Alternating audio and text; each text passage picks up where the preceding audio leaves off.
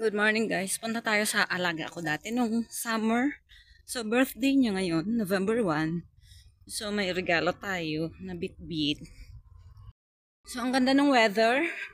Kahit naka sweatshirt ka lang, okay na. Nakaraan medyo malamig.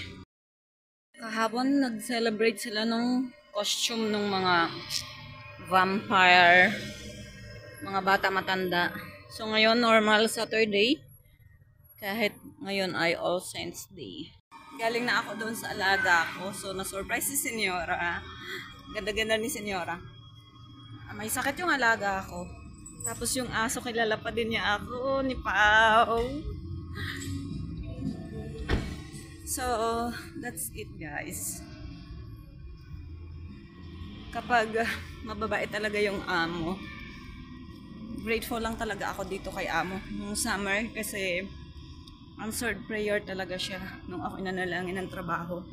So, syempre doon sa alaga, hindi siya nila mag-hire kung walang anak. Kaya yun, kami ay may gagawin. So, mag-metro na tayo kasi medyo malayo yun.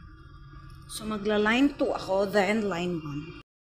4 minutes pa. So, ganito yung buhay ng mga OFW. Kapag day off nila yan, pumupunta sila kung saan nila gusto. So, wala tayong kasama o hindi na tayo nagsama at wala namang kasama. Lipat tayo ng tren, line 1. So, sumakay ako ng line 7, then line 2 and line 1.